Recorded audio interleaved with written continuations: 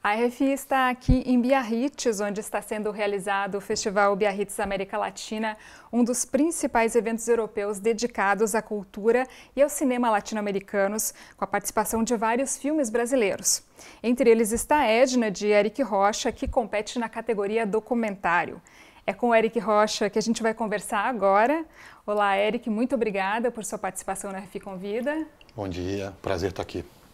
Eric, o seu documentário retrata, como o próprio nome diz, essa personagem Edna, sobrevivente da guerrilha do Araguaia durante a ditadura militar no Brasil. Como é que você conheceu a Edna e como é que surgiu a ideia de fazer esse documentário? Bom, em 2016 eu estava participando de uma peça de teatro como diretor audiovisual dessa peça sobre as guerrilheiras que foram assassinadas pela ditadura militar no Araguaia, só mulheres guerrilheiras. Uma peça idealizada pela Gabriela Carneiro da Cunha, atriz e diretora, e eu participava nessa parte audiovisual, porque é uma peça que tinha muitas projeções, né, de imagem, de som. Então eu participei de uma viagem com essa trupe, né, de atrizes, com a diretora, lá para o sul do Pará, Amazônia brasileira, e conheci a Edna lá. A Edna, ela tinha uma pequena participação nessa peça de teatro. Eu levei a minha câmera durante essa viagem e ia filmando as pessoas que participaram da guerrilha do Araguaia, entre elas a Edna. E quando tive esse primeiro contato com ela, foi muito impactante, né? Fiquei numa mistura de impacto e de encanto. E a partir dessa conversa, foi uma longa conversa, né? Esse primeiro encontro, ali onde ela mora, ali na beira da estrada da Transbrasiliana, né? Ali na Amazônia. E nesse primeiro encontro eu filmei, eu estava sentado com a minha câmera aqui, apoiada aqui na minha perna, filmando ela durante umas 2 horas. E quando terminou a conversa, eu olhei para as atrizes, né, que estavam participando desse projeto e falei, olha, essa mulher, ela merece um filme no futuro. Voltamos 1 ano e meio depois desse primeiro encontro para realizar o filme, para fazer o filme, né? Aí colocamos o projeto no edital, ganhamos. E aí voltamos e aí nos reencontramos com Edna, já com esse foco, né, de fazer o filme, e aí se deu. Essa é a raiz do projeto, do filme, e que teve a participação da Gabriela Carneiro da Cunha, né, que concebeu a peça de teatro e escreveu comigo o filme, o roteiro do filme. E também foi minha assistente de direção, participou da pesquisa, né? Foi uma pessoa fundamental nesse projeto, inclusive na interlocução com a própria Edna, né? Então é isso, aí nasceu o filme, aí voltamos e aí iniciamos essa travessia das filmagens. Legal, então você leva o espectador a conhecer a história da Edna, que vive, então, como você falou, à beira da rodovia Transbrasiliana no Pará, através dos relatos dela, né, e das memórias que ela mesma documenta numa espécie de diário que ela tem, um caderno, né? E às vezes a gente tem a impressão que quando a Edna lê essas memórias, ela sussurrando, né, tá revelando os segredos dela pra gente.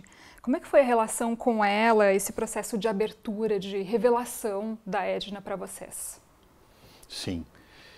Quando a gente se reencontrou com ela, já com o intuito de realizar o filme, né, a gente chegou na casa dela, né, após uma pesquisa muito longa, assim, né, de pesquisa histórica, sobre a história do Brasil, sobre a história da Amazônia, sobre a história da guerrilha do Araguaia, né, sobre a história dessa região, né, do sul do Pará, que é uma das regiões mais violentas do Brasil, historicamente, né. Regiões onde foram abertas milhares de estradas por cima, né, das florestas amazônicas, né, e isso gerou milhares de conflitos, né, isso dizimou milhares de povos indígenas, gerou milhares de conflitos e lutas pela terra, né, das pessoas que aí moravam, né, dos camponeses, dos ribeirinhos, né. Então a gente chegou com muita informação, né? E a gente construiu esse roteiro com muitas informações, mas quando a gente chegou propriamente para fazer o filme foi se construindo e foi se tecendo no dia a dia a partir da relação com a Edna, né? Minha e da equipe, da Gabriela e do resto da equipe, né? Éramos uma equipe muito enxuta de 5 pessoas. Então é isso, a gente foi fazendo o filme no dia a dia, ficamos aí imersos na casa dela e nessa região onde ela mora, né, na Vila Bandinha, durante um mês filmando no fluxo, com essa pequena equipe e descobrindo o filme junto com ela. E a gente foi confrontado com isso e foi realmente realizando o filme junto com ela, né? E sobretudo porque eu acho que a Edna, ela é a Edna com a individualidade dela, com toda a singularidade que o filme apresenta, né, da poesia dela, dos escritos dela, mas a Edna é um sujeito coletivo. A Edna é ela, mas ela representa milhares de mulheres no Brasil e na América Latina e até no mundo, eu diria, né? Então a história da Edna é uma história que é dela, que é própria dela, mas ao mesmo tempo que realmente traz uma multidão de mulheres, né? Mulheres que sofreram, né, ao longo da história, tudo isso que está no filme, né? A violência, a opressão, o machismo, a ditadura militar no Brasil, né?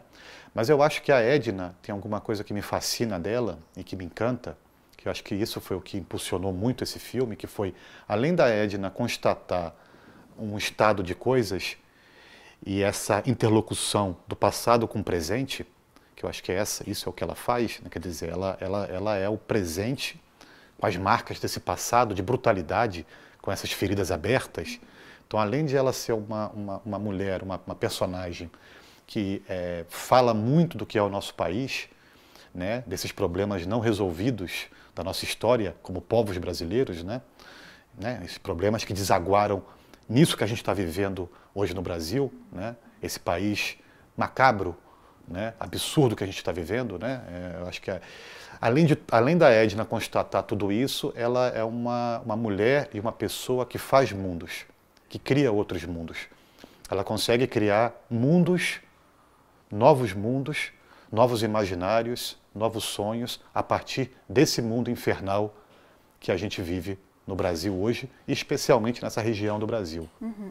Aliás, como a própria Edna diz, você tem a impressão, né, ela fala isso, né, que a guerra não acabou. Exato. Você, diante de tudo isso Exatamente. que vem acontecendo no Brasil, você também tem essa sensação? Claro, eu acho que a Edna, tem 2 versos dela, 2 versos da poesia dela, que eu acho que são imagens sínteses do filme. Quando ela diz, a guerra ainda não acabou, eu acho que hoje no Brasil a gente evidencia isso de uma forma direta, né, frontal, né, na cidade ou no campo, né, nas Ednas que estão no campo, na Amazônia, as Ednas que estão nas favelas e nas periferias brasileiras, né?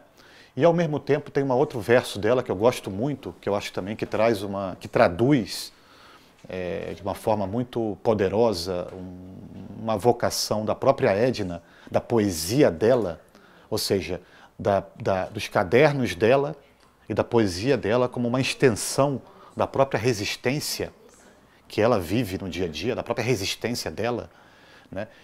Que quando ela diz, eu sonho sair daqui para um lugar não sei aonde.